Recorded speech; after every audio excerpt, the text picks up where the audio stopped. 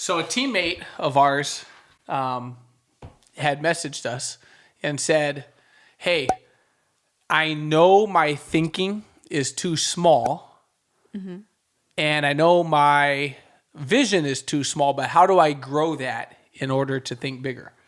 And I thought that was such a good question for two reasons. Number one, she's aware that she's stuck, right? And like we talked about in the last episode, not everyone's aware of why they're stuck.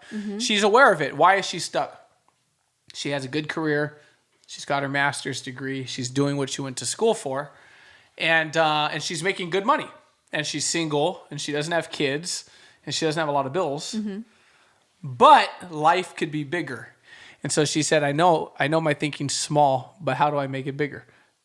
So she's not struggling with anything. Because basically she has no like external motivation.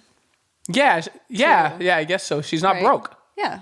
Which is a lot of the time when we're trying to start a business, it's because we're unhappy with our career, or there's something in life we can't afford. We're struggling with our bills, things for your kids that you want to be able to do for them, you can't.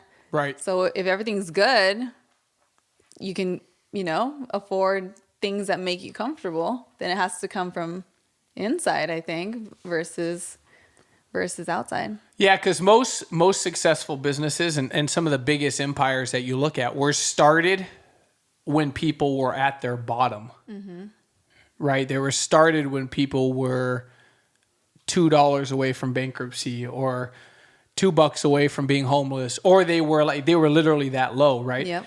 And so in our industry especially, you get a lot of people that they don't start from the bottom, right? They come in with a career. They come in with a good income. They come in making six figures, sometimes making multiple six figures. And then you have people like us that did start from the bottom. Right. But coming from within, I think, is a really good point. It's an internal consciousness of the fact that I want to do better than I'm doing right now. Yeah, I want to want more.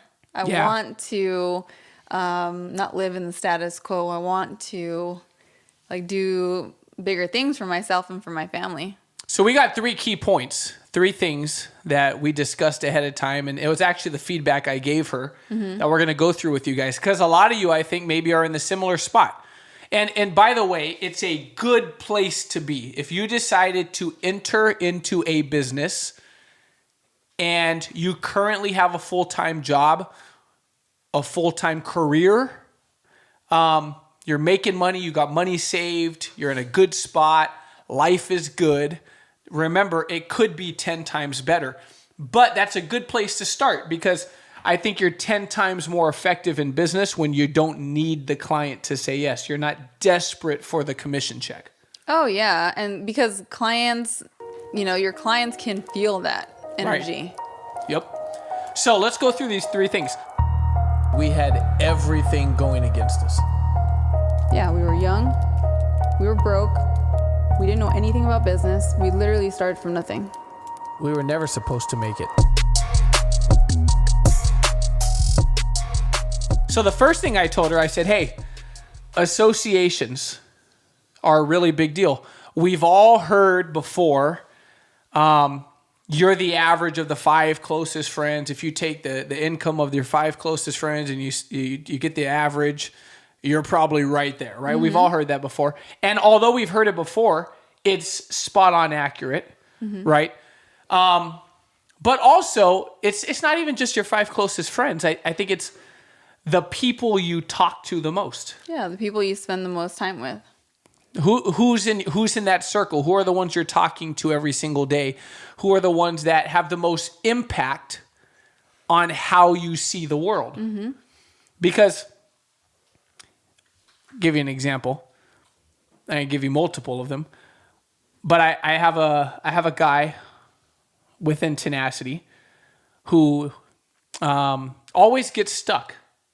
And the reason he gets stuck is he makes 6 figures at his job. His wife makes 6 figures at their job. He'll come here and make 6 figures, but he'll never make more than that up to this point. And I had a conversation with him. I said, hey, bro, here's the problem. You're doing the best of all your friends.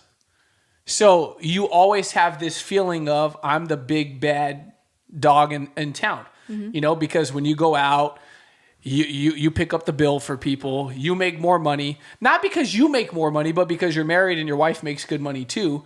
Like you're the rich dude in your group. And the problem is that you're the rich dude in your group. But there's way bigger groups in life and you're stuck because of your associations. Yep. Yeah, there's definitely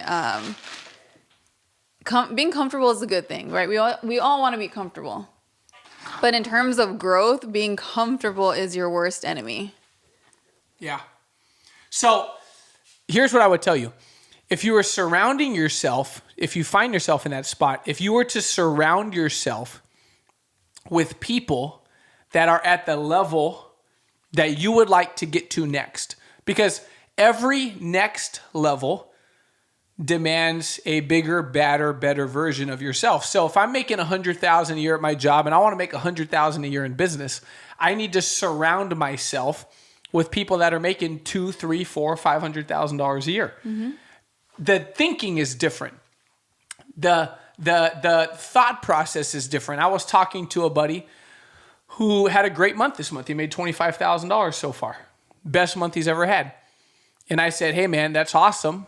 But how are you living on that? Because that's what we made the last 2 weeks. That's what we made the last 10 days, right? And so as a perspective shift, it wasn't an ego pull. It was a, hey, hold on a second. Rather than this being your record best month, let's make it your new normal. Otherwise, you go up and then you go right back down. So that's an example of associations. If you could get in circles that are doing better than you, they're going to challenge you. Mm-hmm. They're going to push you, and they're going to stretch your thinking a little bit. And you also have to remember that those people are trying to get in circles like that too, and you're kind of pulling the average down. And so you got to add some value, but that's where coaching comes into play. That's why stuff like that's so important. So I think associations is a good first point. Huge. And it's not only when you're trying to upgrade your income, really associations affect everything from your mental health to your physical health, just your quality of life in general. If you want to be happy, the associations of, who you're hanging out with, you want to hang out with positive people. Right. Isn't it so true that people attract people like themselves, right? Mm-hmm. And you notice it in everything. You go to the mall and you see the really buff dude, right? And all his buddies are all really buff dudes, right? And everyone goes, oh, there's all the meatheads, right? They all go together, all the gym rats. You see the really, good looking lady and all her friends are really pretty. You see that really out of shape dude and all his buddies are all out of shape. Like it's just funny how we attract people like ourselves, right? Mm-hmm. And so if we could upgrade our associations, sometimes it's hard to do too, because people go, well, where do I start? Like, where do I find these people? Mm-hmm. Well, you got to find those people. If you're in our industry, you need to find the people that are winning, and you got to find a way into those circles. You got to build those relationships. You got to establish them. If you're trying to get in shape, then you need to go to a gym where people are in better shape, because it's very true. If you go to your normal community gym, you're going to find a couple people that are in good shape. But if you go to a private gym, everyone's probably at the top of their game. And so I think it's finding those circles, or at least trying to add one or two people into your life that are at a place where you want to be. Yeah, and by the way, when you first start doing this, you're going to feel very uncomfortable. You're probably going to say to yourself, wow, I just don't have anything in common with so-and-so. I don't know what to talk about, because you might be right. Maybe you don't have anything in common with them, but that's the point, is that you want to have a lot of things in common with them. And by hanging out with these people and listening to the conversations they're having and the mindset, eventually you start to adapt that mindset too. And before you know it, you're at that level too, and you can converse and you feel comfortable in those circles. Yeah, I like it. Let's talk about another one. Number 2 I wrote down is I was real proud of this individual who asked the question, because she was aware of where she's at. And I said, well, once you become aware of it, let's take that a little bit further. You know you could do more. Mm-hmm. And if you're watching this, you probably know you can do more too. Yeah, because you're watching. You're watching it for a reason, right? You could be doing anything. So I said, the other one, and this is something I'm really passionate about, is I said, it's becoming conscious of the fact that you don't have to settle and you could design your life. Mm-hmm. If you could design your life however the hell you want it to be, what would it look like? Mm-hmm. And I was telling her, like, there was a day when I was like, you know what, someday I'm not gonna have to take the trash out. Like, I'm gonna have someone who does that. I'm not gonna have to, make all my own food. I'm gonna have a company that preps it for me. Like, I'm not gonna have to drive myself. I'm gonna have a driver, right? Mm-hmm. Like, we had that conversation. You're like, Jay, you're gonna get a driver when we get to $500,000 a year because it's safer that way. And if we have a better chance of getting to $1 million if you have someone driving you, because he's not a good driver. I'm a great driver. I'm a distracted driver. But my point is just choosing to design your life. Here's the overwhelming thought that I was trying to communicate to her, is that most people settle inside of their salary. Mm-hmm.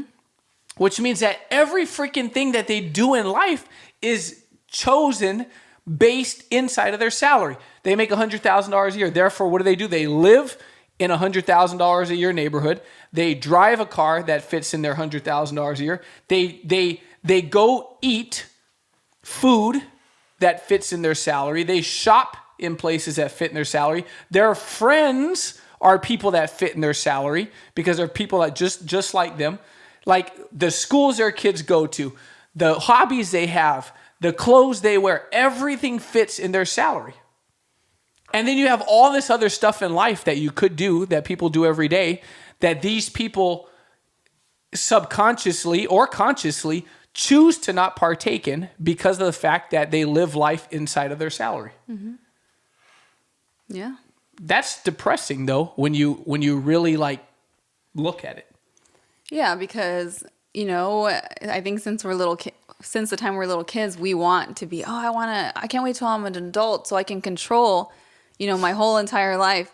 And then you, without realizing it, grow up and other things are controlling your life, right? Your job, your income, a variety of factors. And so once you become self-aware, like, the individual that he's talking about, then you can take back some of that control and go, okay, I don't want my salary or anything else to define the way I live.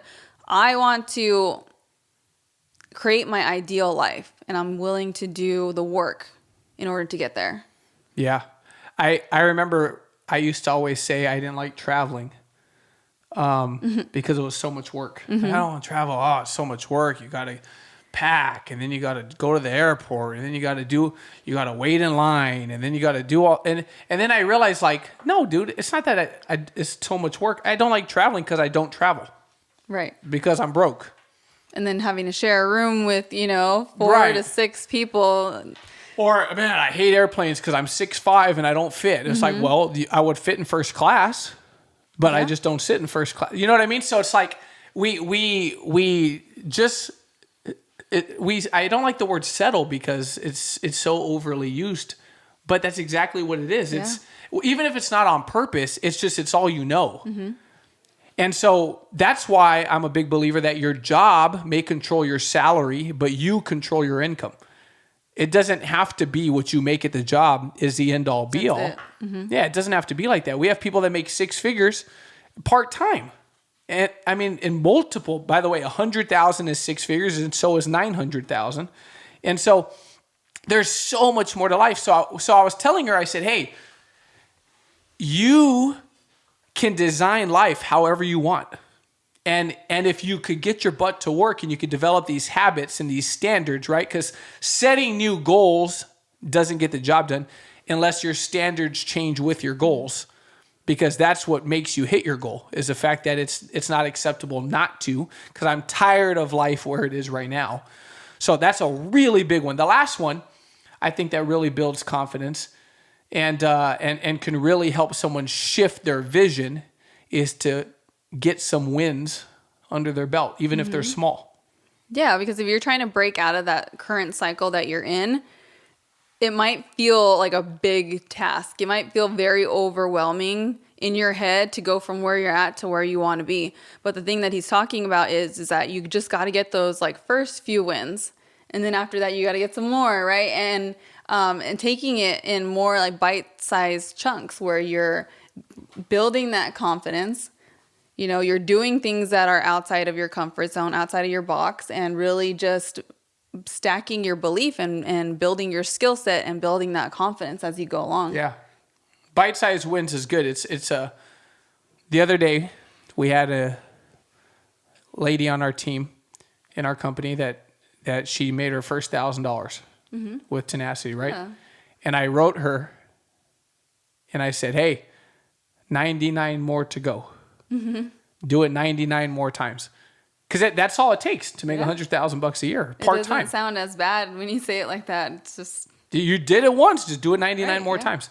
And do it 99 more times in the next 12 months. And then that lady and her husband, they've made about $9,000 now their first month. Yeah. And I'm like, 91 more times. Yeah. See what I mean? It goes fast. It goes really fast.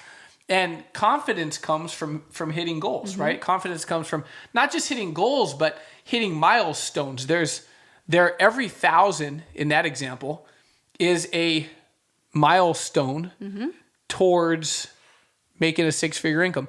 Every pound that you lose is a pound in the direction if you're trying to lose weight. You know, you lose a pound 25 times.